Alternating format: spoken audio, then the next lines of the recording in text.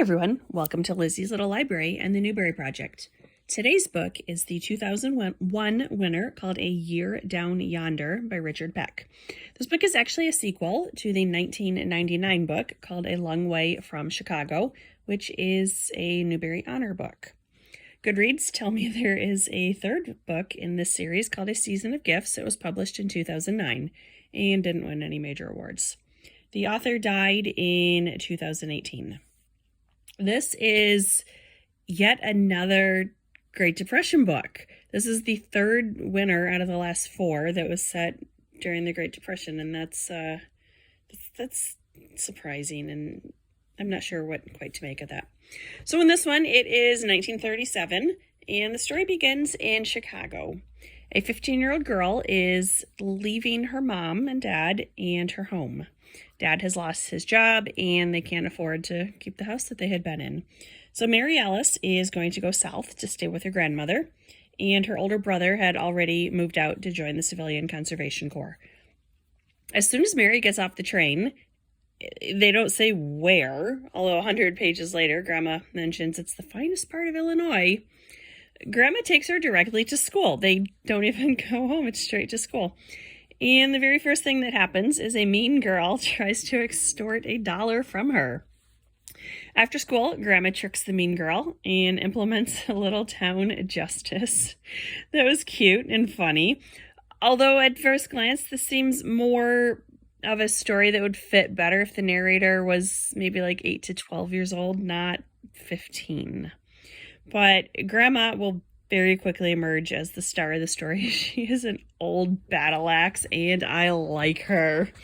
For example, on page 22, this is getting ready for Halloween. Halloween fell on a Sunday that year, and there was to be a school party on Sunday night for the entire community. It was a typical school plan to keep us out of mischief. When Grandma heard about it, she said, "If they bob for apples, bring home 2 or 3. We'll bake them with brown sugar." I love Grandma. Later on, a neighbor says that Grandma can have all the pecans that fell from the tree. So she conspires to make the tree rain nuts, and then she scoops up everything that fell.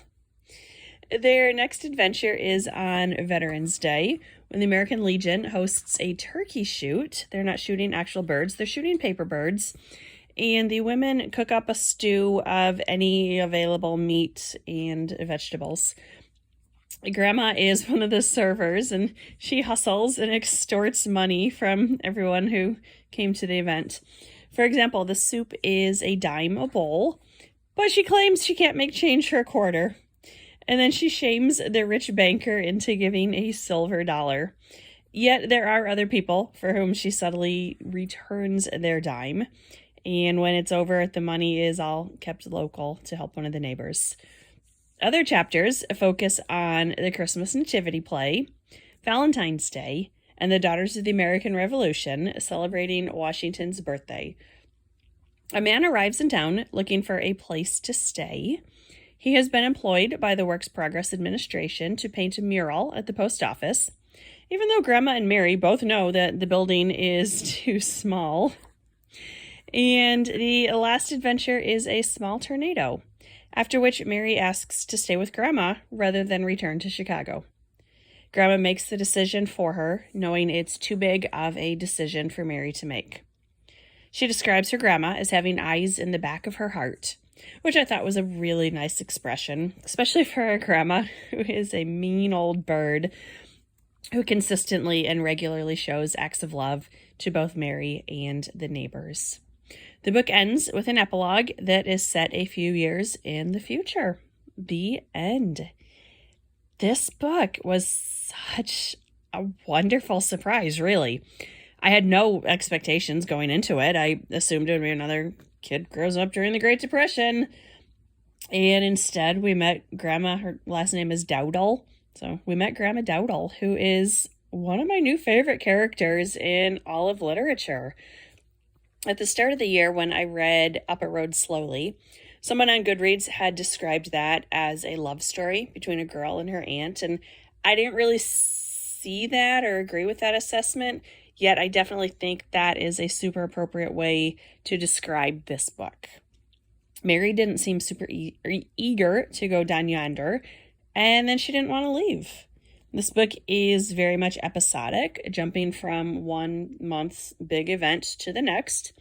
And at each, Grandma is firmly in charge and she gets stuff done. She was funny. Oh, she was so funny. She reminded me of my own grandma.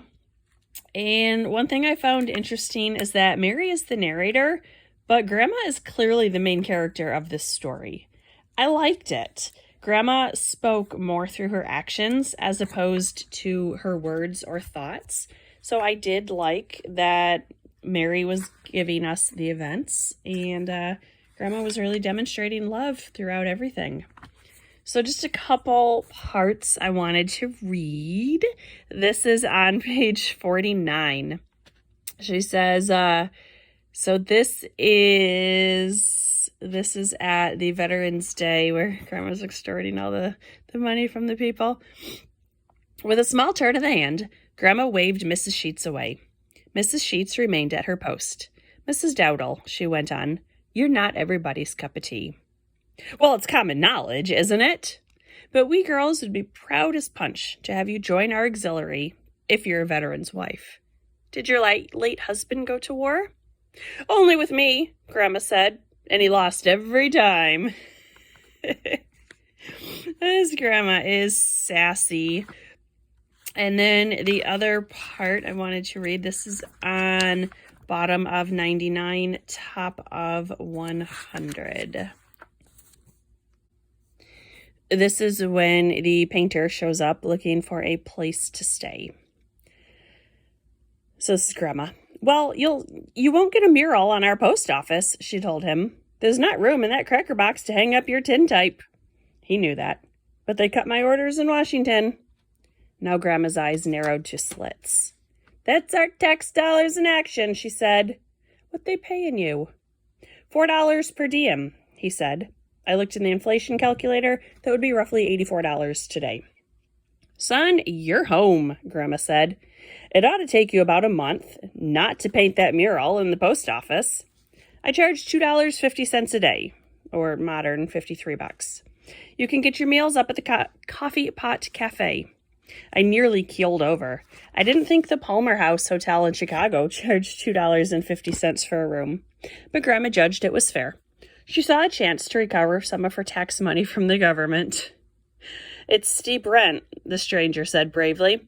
And the last house in town, Grandma replied. So I'm very much looking forward now to reading the prequel, A Long Way from Chicago, and I am sure at some point I will read the third book in the series. There were 4 honors this year, including the recognition of the first time that Kate DiCamillo was recognized. She won an honor for Because of Winn-Dixie, which is itself a super cute book. Was that one set in the Depression as well? I've read that one a lot with students. I've never read it straight through, but I've read chapters here and there. Kate will go on to win 2 Newbery medals in the near future. I did like Because of Winn-Dixie. I think this book is by far a better choice, so I'm very happy that it won. I recommend this book to all readers, regardless of age. It was very short. It was 128 pages.